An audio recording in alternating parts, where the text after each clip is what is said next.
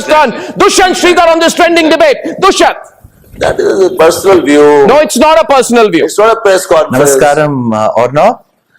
And namaskaram to my fellow members are panelists. present in the award committee. I You have just not mentioned spoken a that word when leader of the others have opposition spoken. Lok Sabha was present in the meeting.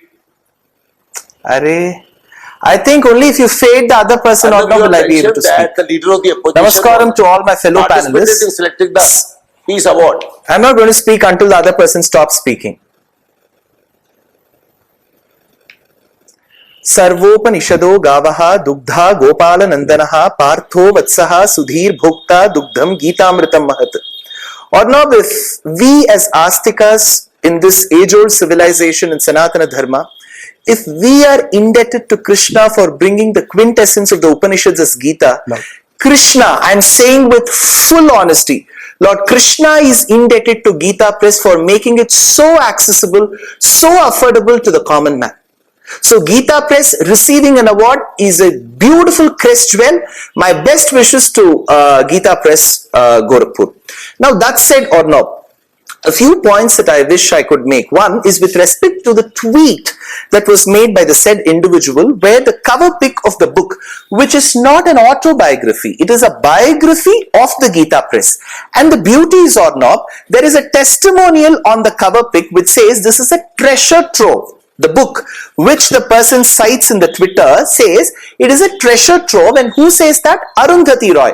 Who is Arundathi Roy? Who wanted a separate Kashmir state, who has a sedition charge against her. She gives a testimonial on that book, and excerpts of that book are used to support one's argument. Point number one. Point number two, if it is said that a person who is a recipient, be it an individual or an organization, has to agree with every principle what our dear Mahatma Gandhi ji said, then the previous recipient, Mujibur Rahman, the Bongo Bandhu, did he agree with all the values that Gandhi ji preached? And if it is said for a person to receive an award, that person should be acting as per every principle, then our former Prime Minister Sri Rajiv Gandhi received the Bharat Ratna in 1991. And isn't he the same one who overturned the 1986 Shah Banu agreement and said that she is not entitled for alimony? Isn't he the same person who sent the army to Sri Lanka?